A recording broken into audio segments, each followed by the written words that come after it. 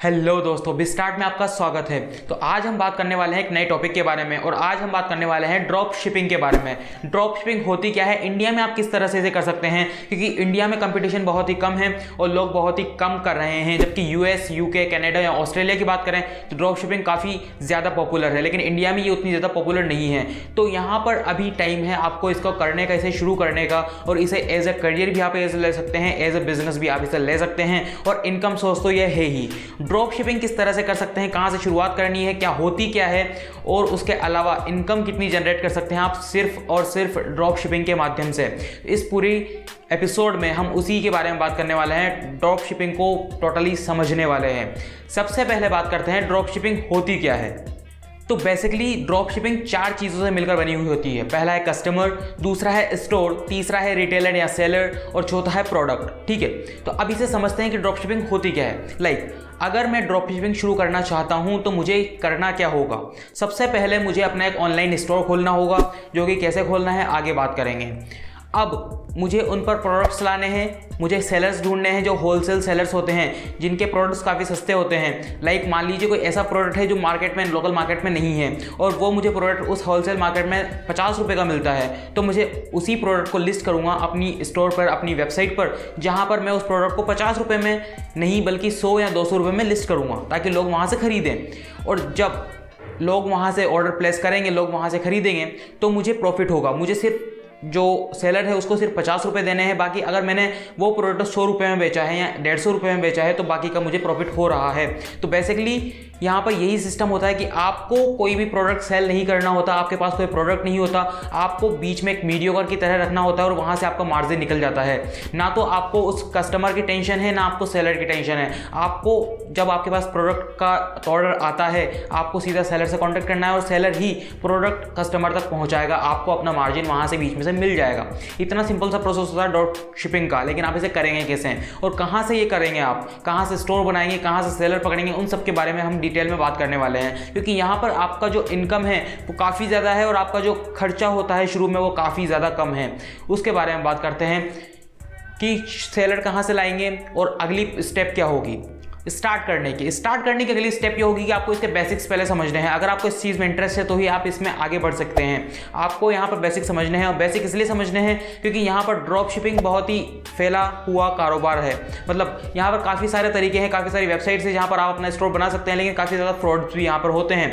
तो आपको अपना स्टोर क्रिएट करना है। सबसे पहले स्टोर कहाँ से क्रिएट करेंगे, आपको ई कॉमर्स वेबसाइट बनवाएंगे जिसमें आपको खर्चा बहुत ज़्यादा आएगा, लेकिन वहीं शॉपिफाई पर आप जा सकते हैं। शॉपिफाई से अपना स्टोर क्रिएट कीजिए। शॉपिफाई में अगर आप 3-4 घंटे बैठेंगे तो अपना स्टोर आराम से क्रिएट हो जाएगा और वहाँ पर प्रोडक्ट की लिस्टिंग कीजिए।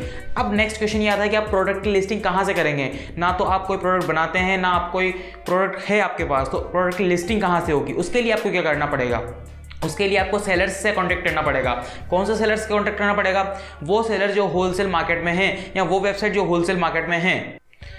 अली एक्सप्रेस पहले होती थी, अब भी है, लेकिन यहाँ पर चीज़ें अब काफ़ी ज़्यादा महंगी और शायद ये इंडिया में बैन भी हो चुकी है। उसके अलावा trade India, Bloomberg, join trade, तो इस तरह की काफ़ी सारी वेबसाइट्स हैं इंडिया में जो होलसेल पर माल उपलब्ध कराती है, होलसेल पर चीज़ें उपलब्ध कराती है। लेकिन यहाँ पर जो सेलर्स हैं आपको डायरेक्ट उनसे कांटेक्ट करना है। आपको वहाँ पर प्रोडक्ट अपने पास लाके नहीं रखना है, आपको डायरेक्ट उनसे कांटेक्ट करना है। सेलर है काफ़ी ज़्यादा, आप अगर सर्च करने बैठेंगे तो काफ़ी ज़्यादा सेलर्स आएंगे और काफ़ी बढ़िया सेलर्स आपको मिलेंगे, काफ़ी बढ़िया प्रोडक्ट्स आपको मिलेंगे।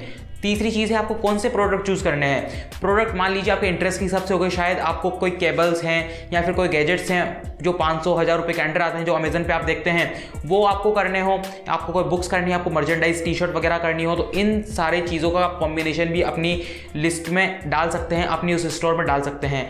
कोई भी सेलर जो आपको मिल जाता है, आपकी सेलर से बात हो चुकी है, सेलर आपके साथ जुड़ने के लिए तैयार है, तो बेसिकली यहाँ पर यही सिस्टम होता है। सेलर को कुछ नहीं करना, वो पहले भी प्रोडक्ट बेचता था, ऑर्डर ऑनलाइन देता था दूसरों को, और अभी वो वही काम कर रहा है। उसका काम नहीं बढ़ा, बल्कि उसके पास ऑर्डर्स नए आए हैं, तो उसे हुआ है फ़ायदा और आपको मार्जिन मिला है, तो आपको हुआ है फ़ायदा। ना तो आपको कहीं कस्टमर की टेंशन है और ना ही आपको सेलर की टेंशन है। आपको कस्टमर का ऑर्डर सीधा का सीधा ले जा करके सेलर के पास ले जाना है। तो ये चीज़ आपको ड्रॉप शिपिंग में करनी होती है। आप शॉपिफाई से स्टोर बनाएंगे, वहाँ से आप प्रोडक्ट लिस्ट करेंगे। आपने प्रोडक्ट लिस्ट किए हैं, अब अगली टर्म क्या होगी, अगला स्टेप क्या होगा।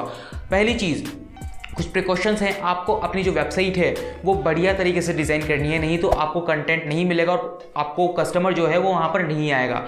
दूसरी चीज़, आपको सेलर जो मिलेगा वो ट्रस्टवर्दी सेलर होना चाहिए। ये नहीं कि आपके पास ऑर्डर आ गया, आपने आगे सेलर को तक वो ऑर्डर पहुंचा दिया और सेलर ने अपना काम ढंग से किया ही नहीं। तो वो चीज़ है, ट्रस्टवर्दी सेलर होना चाहिए। जो सेलर काफ़ी ज़्यादा पॉपुलर है आप उसको चुन सकते हैं, या फिर काफ़ी सालों से काम कर रहा है आप उसे चुन सकते हैं। सेलर ट्रस्टवर्दी होना चाहिए। अगली चीज़, अगला स्टेप क्या होगा, यहाँ पर आपने प्रोडक्ट चुन लिया है, आपने कैटेगरी चुन ली है, आपने स्टोर बना लिया है। अगली चीज़ है मार्केटिंग। अब आपने कोई नया स्टोर बनाया है तो लोगों को नहीं पता कि आपने स्टोर बनाया है, आप इस तरह की ड्रॉप शिपिंग वाला काम कर रहे हैं। तो बेसिकली आपको अपने उस प्रोडक्ट की मार्केटिंग करनी है। मार्केटिंग कैसे करेंगे? मार्केटिंग करने के लिए आप गूगल एड्स, फेसबुक एड्स का मदद ले सकते हैं। उसके अलावा काफ़ी सारी तरीके होती है मार्केटिंग करने के, आप इन्फ्लुएंसर मार्केटिंग कर सकते हैं। तो बेसिकली मार्केटिंग अगर आपको नहीं करनी है तो सीधा सा फॉर्मूला है, अगर आपको स्टोर बनाना नहीं आता तो सीधा सा फॉर्मूला है, नीचे डिस्क्रिप्शन में आपको कॉन्टैक्ट नंबर्स देखने को मिलेंगे, एक मेल ID देखने को मिलेगी, वहाँ पर हमें कॉन्टैक्ट कीजिए और हम आपको सीधा सा फॉर्मूला बताएंगे ड्रॉप शिपिंग का, जहाँ से हम आपको वेबसाइट भी आपको बनाकर दे सकते हैं, शॉपिफाई पर स्टोर भी बन सकता है और उसके अलावा मार्केटिंग की सारी डिटेल हम वहाँ पर आपको अवेलेबल करवा देंगे। तो ये चीज़ आप कर सकते हैं। तो मार्केटिंग अगर आप जितनी ज़्यादा करेंगे, आपका जो भी फंड लगता है वो कहीं नहीं लगता, आपको थोड़ा सा पैसा बचा के रखना होता है सिर्फ मार्केटिंग के लिए, बहुत थोड़ा सा, ठीक है। तो मार्केटिंग आप जितनी अच्छी तरीके से उस प्रोडक्ट की करेंगे, जितनी अच्छी तरीके से आपने प्रोडक्ट के फोटो डाले हैं, उसका एड जनरेट किया है, उसका एड बनाया है, उसकी पोस्ट बनाई है, उसके बैनर बनाए हैं, उसी हिसाब से आपकी पोस्ट पर क्लिक आएंगे, आपके ऐड पर क्लिक आएंगे। और अगर आपके ऐड पर क्लिक आते हैं तो आपका ऐड जो है, आपका जो प्रोडक्ट है वो बिकेगा, और अगर आपका प्रोडक्ट बिकता है तो आपकी ड्रॉप शिपिंग स्टार्ट हो चुकी है। तो बेसिकली ये चीज़ काम कैसे करती है, कोई कस्टमर है जिसने आपके स्टोर पर पेमेंट किया है 250 रुपये की चीज़, वहाँ पर उसने प्रोडक्ट को खरीदा है।